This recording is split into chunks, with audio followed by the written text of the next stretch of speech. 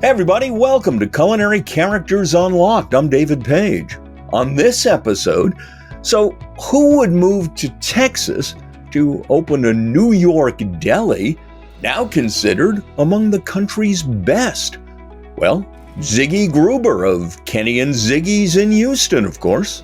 Ziggy, how you doing? Thanks for joining me. I'm doing great, David. Thank you for inviting me to be on your show. So what's a true New Yorker doing running a Jewish deli in Texas? It's a very funny thing. If you would have told me years ago, would I end up living in Texas, I would have said, you're Michiganer, that's not going to happen. But about 25 years ago, I was going to open up in the middle of Times Square with the old owner of the Carnegie, a gentleman named Freddie Klein. And Rudy just redid at that time and cleaned it all up, Times Square.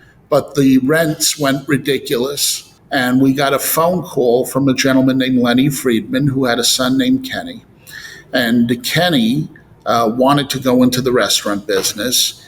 And he talked to his dad, and his dad said, basically, if you want to go into the business, we have to do a delicatessen. He was a kid from the Bronx that is a self-made guy, and he ended up coming down here and being very successful. So he can sell ice to Eskimos. He told me, he said, listen, you have nothing to lose. Freddie has told me all about you, that you're the last of the Mohegans. He said, listen, just come on down. I'll send you a plane. He sent me a plane. I jumped on the plane. Wait. Most people send a ticket. Yeah. He's a very, very entrepreneurial and guy. Literally, he sent a private plane for you? Sent a private plane, yes. I went to Teterboro Airport and I jumped on a plane. And I'll never forget when I walked off the plane, it hit me so hot. Like the heat was like a blanket. So I said, oh my God, I don't know if I could deal with this. So I went to Kenny. I said, I don't know if I can deal with this kind of heat. So he told me a little bit of a fib. He said, it's unusually hot. We usually are just having a heat, wave. He says, it's not usually this hot, which was really BS, but. So you look around, it's hot, it's humid, yeah. It's Texas. You didn't have to say yes. No, this is the thing. I walked around and I did my homework before. I looked around the Jewish community here and I saw some synagogues that were huge. I mean, you had the largest conservative congregation in America. You had lots of Reformed synagogues and that were huge. And I looked all around and I said, there's no appetizing store, no delicatessen store. There were a couple of little places that called themselves deli, but not what I would consider a deli. So I saw an opportunity, and the community here, everyone that I met was so lovely and so nice. I said, you know what? I see an opportunity here. And I'm glad I did it because it's the best move I actually ever made. You referred to the Jewish community there as, despite being large, you said it's still a shtetl. Yes. Is that still the case? It is. Shtetl being the little poor village that Jews lived in Europe. Well, I wouldn't say these Jews are poor over here. They're ungestüpft with Geld over here, but they are it's a small community, but it's a community that really watches out for each other. I've lived in New York, and I've lived in Los Angeles, and I've also lived in the UK. And there is a larger Jewish populations in those markets, and it's like every man for himself. But here, there is a sense of community and a sense of people wanting to help each other. And I really enjoyed that, and I really liked it. It was very attractive to me. You grew up in the biz, did you not? I mean, your family?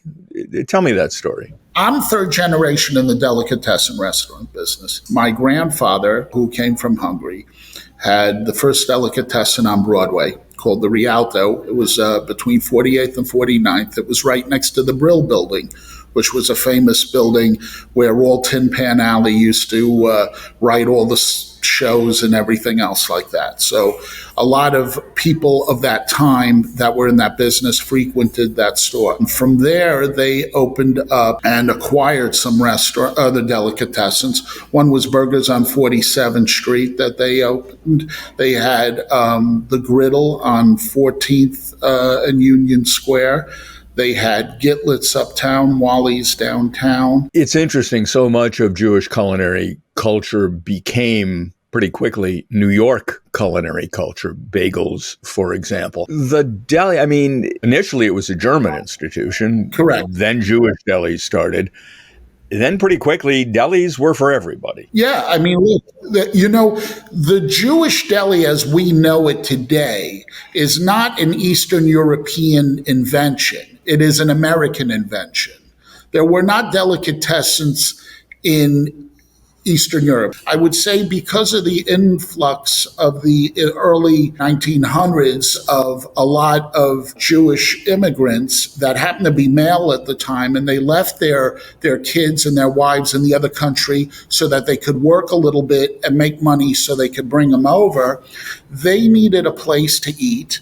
They needed a place where they could meet and socialize with friends. And that's why a lot of these delicatessens grew up, because of that necessity. You're third generation in a deli family. You watched your grandparents cook? I did. I watched my grandparents cook. I watched my uncle and my dad work together in the stores. I remember as a kid, ever since I've been a kid, my mom would push me in a carriage all the way to one of their stores, which was on 28th and Madison, called Gennard's. And I remember coming out of there, and my grandmother would be at the cash register, and my dad would be with my uncle in the back, and then my grandfather would be coming back and forth. And I always liked that camaraderie of the whole family being together. It was lovely. In the 70s, things got a little rougher in New York City, and my dad decided to acquire a kosher deli in the Spring Valley, Muncie area, which was very religious. It was called Crest Hill Kosher Deli. One day I'm sitting in a booth, and my grandfather throws an apron at me, and he says, "It's time for you to make a living." And I was about 8 years old at that time. I didn't argue with my grandfather. I put on the apron, and I went in the back, and he started to teach me how to cook and pickle and bake and do all kinds of things. And I loved my grandfather so much. He was my best friend. At what point then, under the tutelage of your grandfather and the rest of the family, did you say to yourself, I'm going to stay in this business? I knew at the age of 8, 9 years old that this was the business. This is what I wanted to do. So how'd you end up working at a 3-star restaurant?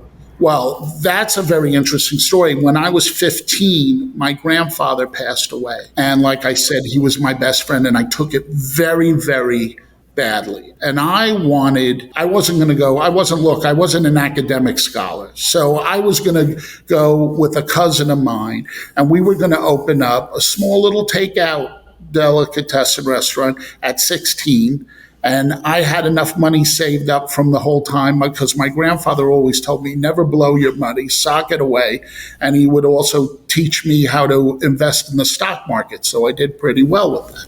So I was planning on doing that. But like all parents, my mom and my dad said, education, education, education. And my dad really did not want me in the delicatessen business. He thought that it was a hard business, and he wanted me to be, in a more gentleman's business, as he put it. He said, own a fancy restaurant or a fancy steakhouse or whatever, which he didn't realize that, it's the same hard work. It doesn't matter if you have tablecloths or no tablecloths. It's still hard, and it's not easy. But my mom said, look, to take your mind off of things before you make any decisions, I'm going to take you to England to meet your cousins. So I went there, and I met my cousin. Your mother was British. My mother is British, yes. My mother is from the Liverpool area. So when I met some of my cousins for the first time, one of them told me that he was the same age as me. He was going to culinary school. I said, well, if you're going to culinary school, guess what? I'm going to go too. I told my mom, I said, take me to this place. So we went to the college over there, and I went in, and it was during the summertime. There was nobody there, but there was this guy, and it happened to be the dean. This is the Cordon Bleu? Yeah. So I said to the dean, and I said to him, I said, listen, I'd like to come in. He says, no problem. That would be wonderful. He says, do you have a high school diploma? I said, no, I don't. He says, do you have any A levels or O levels? The British equivalent of high school. Which is yes. I said, no, I don't. I said, I'll tell you what I do have. I said, can I make a donation to your discretionary fund? So he said, he looked at me and I said, yeah, you heard what I said. They'll make a donation. He said, yeah, we can arrange that. And that's what I did. And I So you bribed your way into one of the most respected culinary schools on earth. Well, we had an understanding. We had an understanding, and it was finessed. Let's put it that way. Things were taken care of. Okay, so Yeah. you go to the Cordon Bleu in London. You graduate, then what? I graduate, and while I was going through that, I built up a good reputation of working very hard and having some talent, according to them. And I was good at baking. That I was approached by the Roux brothers that at that time owned Le Gavroche. It was in the 80s, and that was a 3-star Michelin restaurant. And they invited me to come in and work in their apprenticeship level and work my way up, and they would teach, which was an extreme, honor to do so. At that time in that kitchen, you had a lot of people. They weren't famous yet, but they were on their way. I mean, you had people like Marco Pierre White, and you had people, like Gordon Ramsay. You were working next to these guys? I was working next to these guys. I was a pisher. And I was peeling a lot of potatoes and a lot of carrots. But they were 3-star potatoes. Back then, the thing in the 80s back then was, and thank God it's not that way anymore, it was turning vegetables. Everything wanted barrel-shaped potatoes and barrel-shaped carrots and everything. Like, believe me, you want to talk a pain in the tuchus, believe me. But the people that I met there really, really were wonderful people. And while I was working there, I took a little bit of a break to go and visit my dad and my uncle in New York. And when we went there, he told me, tonight is the Deliman's Association dinner. So I went to the Deliman's Association dinner. And when I went there and I looked around the room, all I saw were people that were 70, 80, no young people at all. And I thought to myself, who's going to perpetuate this food? Who's going to perpetuate this culture with our culinary culture? I said, this is my calling. This is it. So I decided then and there. And I told my dad and my uncle, I said, I'm not going to go back. And we're going to take this thing to another level. And that's what we did. Back to the deli biz, working with your family again. Yeah. Then you moved on. You went where, LA? Yes, I went there. I went to Los Angeles, and I bought a well-known restaurant called Nicky Blair's, and I converted it to a delicatessen restaurant. So I was next to Le Dome, and I was across the street from the original Spago. In fact, Wolfie and Barbara, he was married to Barbara Lazaroff at the time, used to come in for blintzes and borscht every day. They liked my blintzes and my borscht. And next door, which was hilarious, is one day I am cooking cholent, and my kitchen backed next to Le Dome's kitchen. So I had my windows open and he could smell what we were doing. And it was hilarious. There was a patio, like a little terrace. He had a terrace, I had a terrace. So he goes, what are you cooking? It smells incredible. I started to laugh. I said, well, we call it cholent. In your restaurant, you would call it cassoulet. and you would probably get $20 more than what I'm getting for my chillin. But he says, I said, would you like some? He said, oh, yeah. So I gave him some chillin. He loved it. He went bananas. He said, what would you like? I said, do you have any duck? He said, yeah. So he made me some duck, and it was good. There you go. So let's get to Houston. Yeah. After L.A., you move back to New York. Right. You get into the catering business, but you want a deli again. Yes. Now it's Houston. Yes, I really, really, truly saw the opportunity here. I mean, it really is a phenomenal city. A lot of people don't realize. I tell people it's one of the best kept secrets. People don't realize the amount of museums we have here.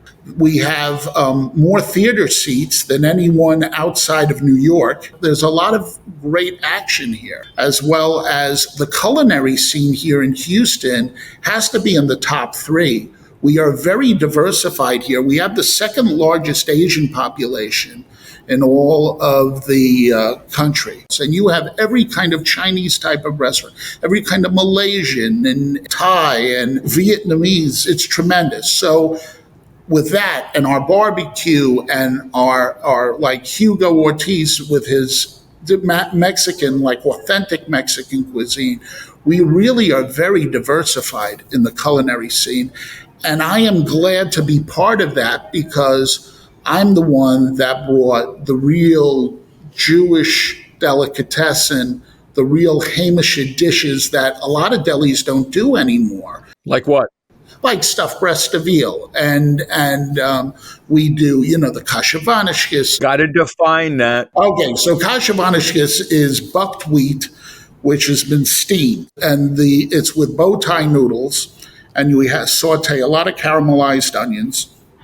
And we add mushrooms to it and garlic and seasoning, and it is absolutely delicious. In fact, my grandfather used to say, if you eat kasha every day, you will live to 100. Houston was not used to kasha, I guess. No, it took this is the funny part. It took a process. When I came here, the delis that were here before, they really didn't do these type of dishes. They had like sandwiches and they have, soup and things like that, but they didn't do stuffed cabbage and they didn't do the Romanian steaks and they didn't do veal chops and they didn't do like I do sweetbreads once in a while, everything I do with this, but it took a process to educate the customer. And what's even funny is the non-Jewish customer has embraced this food, I would say, even more heartily than the Jewish customer. They love it. Really? Well, you said initially your clientele was mostly New York Jewish, and then that flipped over time? Well, when we first opened up, I would say our clientele was 70% Jewish and 30% not Jewish. What happened was all the Jewish people brought all their non-Jewish friends here, and they loved it. And then they brought their friends. So my business has grown, my volume of business. I didn't lose any Jewish customers. They love it here. But it's reversed. Now 30% of my customers are Jewish and 70% are non-Jewish. And these non-Jews are eating kishka and they're eating all the old stuff that even some young Jewish people would not even attempt to eat. Define kishka for those who don't know that this is the greatest single food item ever invented anywhere at any time. Well, kishka is a casing, a natural casing of the intestine that has been stuffed with a mixture of fat, it's matzah meal, it's barley, it's carrots, onions, and celery, paprika, garlic, and spices. And it is stuffed in the casing, and then it is slowly boiled for about 2.5 to 3 hours. And then when you do that, we take it out and we put it in an oven so the outside gets really nice and crispy. So then when you slice it, it's almost like regular stuffing. Tastes like a great stuffing, and you put gravy on it, and it's delicious. It's also indicative, we talked earlier about the food of the poor. Yes. So many cultures have a version of this that provided the most calories before you went out to plow your fields for the lowest cost. I mean, this was all garbage food. Well, yeah, think about it. This is a very quick way of adding all these cheap ingredients and grinding it up and making a meal out of it where it's can fill up your belly, basically. The Scots have haggis. Right. Go to Philadelphia, have scrapple for breakfast. I mean, every culture has this. As I may have mentioned, nothing on earth is better than kishka. Right. A good deli. Is it a matter of cooking or a matter of slicing? Because most people think of a deli, or many people think of a deli as, I come in, I ask for a pastrami sandwich, they slice it from a hunk of pastrami that came from somewhere. I don't think there's that much respect given deli cooking. Yeah, well, that's the whole thing. First of all, the menu that I have is probably the most extensive Jewish deli menu in the United States today.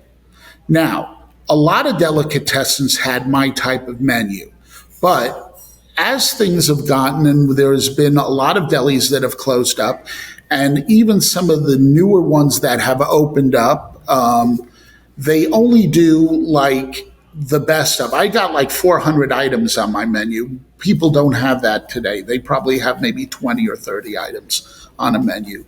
But the deli cooking to me is very important because everyone does have corned beef and pastrami, and some corned beef is better and some pastrami is better than others. But everyone should not judge a deli based just on that.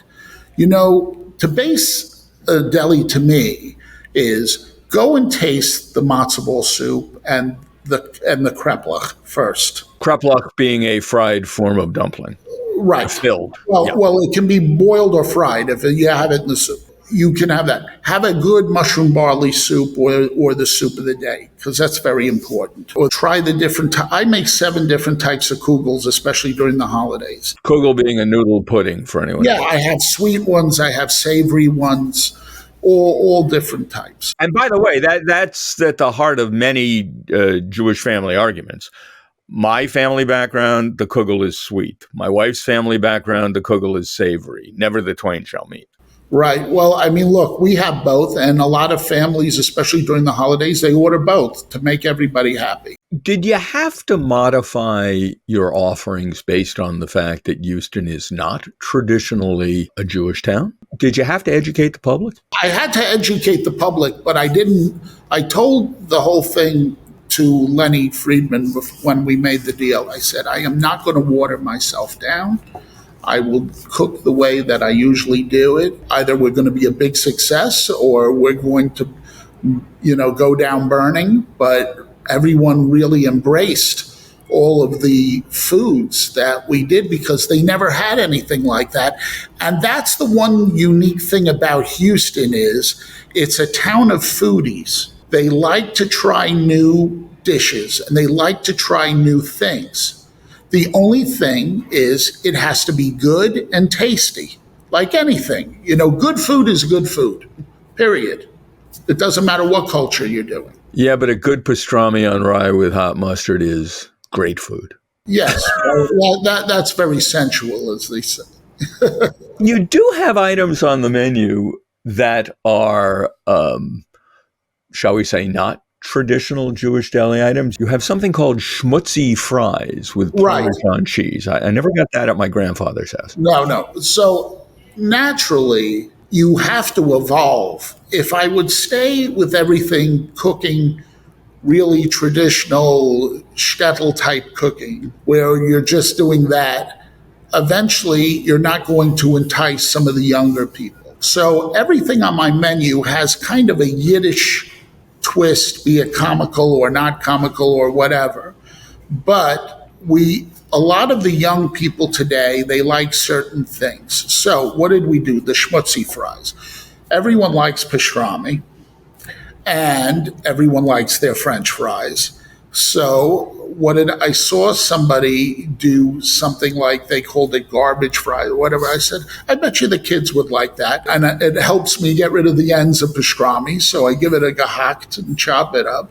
And I made it to me a little more tasty. I made a truffle cheese sauce and we mixed it and we poured it on there. And it's the biggest hit. If I tell you, we sell so much of that. Another one that we came up with was, you know how people like tater tots, right? We have a thing called Zoff tots. I take the knish filling and I add pastrami to it and I add some cheese, so it's cheese, and we roll it in balls and then we roll it in panko and we fry it up. The kids love this. They dip it in Russian dressing. We can't make enough of it. How you moving the Genghis Cohen's Chinese chicken salad? Well, listen, Chinese chicken salad is very funny. I don't know how it became synonymously kind of Jewish, but that's from LA. You know, there was a place called Chin Chin, and that became a big hit. You know, look, Jewish people like Chinese food as it is, so we did it, but we do sell a lot of that. And then we have another one, the Emperor Shapiro Hito's sashimi salad. So we do a sliced, sashimi tuna, and we do it with a honey lime dressing. How do you get the tentpole items? Do you make your own pastrami? Yes. We make our own corned beef and pastrami. We also make our own frankfurters. Excuse me? I was buying from a very famous, I don't want to get sued, a very famous that everybody knows their hot dogs that answer to a different authority, shall we say. Okay. And they are not the same hot dogs that I remember as a kid. The texture, the flavor, and everything. Now, a very large company owns that. It's not owned by the Pines family anymore. So I said, man, we got to find another hot dog. So I'm looking in an old book. That was my grandfather's recipe book. And I look and I see hot dogs with a recipe. So I called a friend of mine up that has a USDA plant that handles, he's the only one that handles, because you need special machinery for this, for natural casing, because everyone went to collagen. It's cheaper and easier for people to do that, or they went skinless, which is terrible. So I said, can you make me this recipe, a couple of pallets? He said, okay, I'll send it. I sent him the thing. He says, what happens if they're no good? I said, if they're no good, I'll eat it. You know what I mean? Don't worry about it. I was so shocked how good these are. These are like the old Hebrew and Zion mixed together and with a good snap to it. They are delicious. My customers go bananas for it. And we make that, and we make also the knocks, which are just a little shorter and fatter. And they are delicious. Why be so, I don't mean this in a bad way, I guess. Why be so obsessive? I mean, a hot dog's a hot dog, isn't it? No, I mean, look, I try every day to be the best of what I can be. And I try to give people the experience what they think is, like the old way.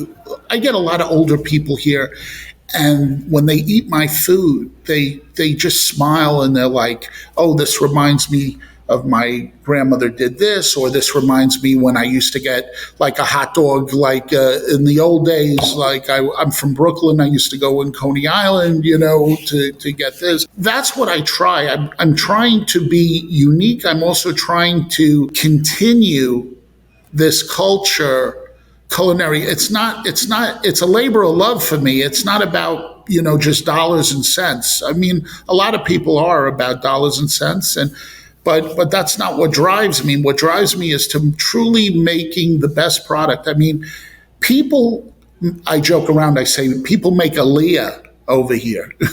They come from all around the world. I get people that have come from London and come from Switzerland and everyone to come here. And when they come here, we don't disappoint. And that's what I don't want to do.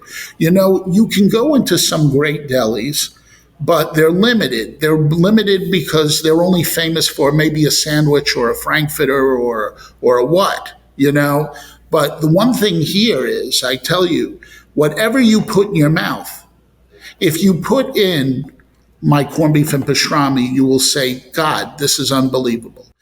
We bake here. We have a full bakery here. We have 50 different kinds of stuff. If you taste my cheesecake, which was my grandfather's recipe, was legendary, the cheesecake is unbelievable. All of the butter cookies that you can't find anymore. We make all different types of butter cookies here. We have the old onion rolls that you'd swear you're eating in Ratner's. Our blintzes, forget about it. If you want to taste a blintz, you'll cry when you put the blintz in your mouth with that are our blintzes over here. They're really, really, truly light and delicious. Light being a relative term.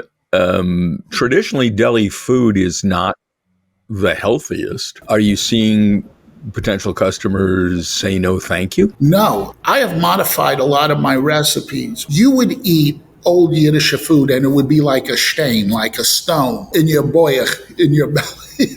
You know, not that way with my food. This is where I guess my Michelin training with over at Le Gavroche and other stuff like that. My blintzes, when you taste them, they are light. They're like feather. They're crispy. They're thin. They're sweet. They you're not going to eat this and you're not going to go, oy vez mia, you know. I mean, you're not going to be like that. When you eat all of my food, it is done on a lighter side, but it does not omit the flavor. The deli business has been at least contracting, many would say dying. Why? It's dying because of many factors. First of all, it is extremely hard to run a delicatessen today because of the following. It's always been hard because we have a lot more overheads. You know, I used to say, I've seen a lot of restaurant people open up delis and they went broke very, very quickly. Why? Because they don't understand there's two nuances. There's delicatessen people and there are restaurant people. And running a restaurant is so different than running a delicatessen. Because if you think about it, you have basically 3 kitchens. You've got a kitchen that's the hotline. You've got a kitchen behind the deli counter. And then you've got your other prepping and catering kitchen as well. So it's a totally different kettle of fish. And if you have a bakery and you're doing your own baking, that's even another. So you have a lot more labor and stuff like that. Labor is up tremendously. The overhead of all of the taxes that the government has been taxing us and the towns and the cities and everything else, because that's a pass-through through your rent. Those have increased and they're very, very high. And what's really hurt is the food cost. The inflationary period that we've seen lately is been killing not just delicatessens, but a lot of restaurants because things have gotten so expensive, things that you can't believe, I mean, what you're paying for. When briskets would be maybe 10 years ago, maybe like $3 and change or 2 something. Okay. Today, you're looking at the high 5s, the middle 6s. And forget about most of the delis today, except a handful of us, are really supplying true pastrami. See, true pastrami is from the plate, not a brisket, from the plate. And the plates, before you even do anything to them, before you pickle them and you rub them and do that, and remember, a third of that's all going to be waste or more. You're looking at $12 a pound raw cost before you do anything. So a lot of these delis, they can't do it because there's so much you can still charge. Everybody looks at you as a delicatessen, so you can't get so much for a sandwich. People don't realize you're still buying, if you're running a good operation, choice and prime meats. It doesn't matter if you're a high-end steakhouse or if you're a deli, you're still paying those kind of prices. And the rent. That's the key. The rents, all the rents in all the major cities went up so badly. So it's very hard for delis to operate. What do you think the future is, A, for delis, B, for you, and C, for food in America? I think you will see less delicatessen stores because we will continue with all of these extra costs. And unless we have a serious deflationary period, not just my places, independent restaurants as it is, you're going to continue seeing this trend. For me, I'm very fortunate. I have one unit, and I'm not one of these guys that are looking to open up a million and one restaurants. But my one unit probably does enough business for 6 or 7 restaurants. So I like it all under one roof. And like my grandfather used to say, how much does somebody need? I wear one pair of pants at a time, I drive one car at a time, and I sleep in one bed. Will there be a 4th generation of Grubers in the deli biz? Yes, there will be. And for the reason, I have 2 daughters. My littlest one, Maxine, which is named after my grandfather, Max, the first, she has already told me that this is her store and I will be working for her. How old is she now? She just turned 8. Excellent. She comes and she will help us in the kitchen. And I take her to the bakery sometimes. And she helps me cook and stuff like that. Now that she's hit 8 years old, just like my grandfather threw the apron at me, I've already instructed her, telling that her, if you want to call her Jedi training, will start where she will start working in the back, and she'll work a little bit in the front of the house too. For my book, I visited Russ and Daughters, and they let me behind the counter to slice lox, and all I was able to produce was lox tartare. So I look forward to you passing all those skills along to the next generation. Well, I do, and to be honest with you, it's very important, because it would really be very tragic if all of this culture and this food, and the one thing I love about my store, which is a throwback that a lot of delis don't have, is we are the center of the Jewish community here. The community all comes here and eats and sees their relatives and their friends and their family for Yontif, for the holidays. They buy all their stuff from us. And we've seen all their kids grow up, and their kids are now having kids. So that would be a shame if this did not continue. Well, I'm glad to see that it will. Yes. And Ziggy, what you have accomplished is remarkable. Thank you. And continued good luck going forward. And I can't thank you enough for taking this time to chat. Dave, I'm so happy that you asked me to go on to your podcast. And I hope you will come and visit me. Oh, I will. So I can feed you up like nobody's business. I'm coming, dude. It's going to start with a knish. And I notice you make your own, but you also sell gabillas. Right, we do. We carry the gabillas because Gabilla is the only person that makes the square knish. A lot of people that are homesick New Yorkers like the square knish. All of the other knishes like we do, we make ourselves. We make the round ones, which I find very delicious. The square ones are good. You know what we do? We take the square knish, we slice it like this, and we put pastrami between it. We make a sandwich out of it called a knishwich. And I'll tell you something, people love it. Well, you send me that private plane and I'll be right there. Ziggy, thank you again. All right, be well, sei gesund. And if anyone decides to be in the Houston area, come and visit me. I'm easy to find. I'm always behind the counter. The remarkable Ziggy Gruber on Culinary Characters Unlocked. I'm David Page, and I'll see you next time.